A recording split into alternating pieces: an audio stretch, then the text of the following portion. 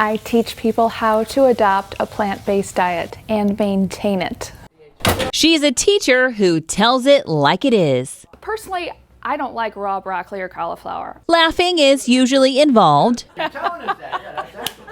And many times, tofu. But with tofu, it's a little bit different. And we're going to be starting with the tofu today. She says don't knock it until you try it, especially if you try it her way. When you taste it after she's seasoned it and worked with it, it's delicious. At the cancer support community and every cooking class Caryn teaches, her motto is simple. A plant on every plate. A plant on every plate.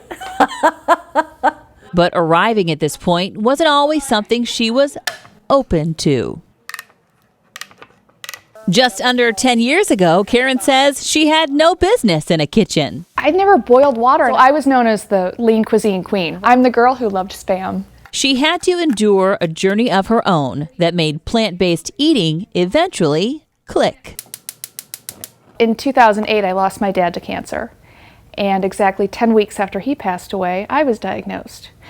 So it was a 1-2 punch for my family. It was, needless to say, a big deal. Caryn says life suddenly turned into sadness and confusion. You know, we're dealing with all this paperwork with my mom now and my dad's death and what happens now, and does she keep the house? And I lost my dad, and my brother lost his best friend. My mom lost the love of her life. It's just a lot. But within her tragedy, all right, we're getting there. She found new focus. That gave me time to look at the world around me. Her dad left her with one last gift. He helped her realize her true life's purpose. I'm starting to read studies that showed reversal of a lot of chronic illnesses. She began learning how the right foods can have a positive effect on the body's immune system. Everybody who starts eating this way sees some kind of improvement.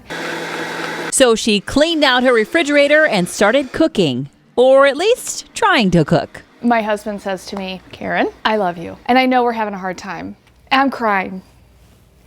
And he says, I know, but we got to figure something out because you can't keep doing this. And I said, I have no idea what I'm doing. I said, I know.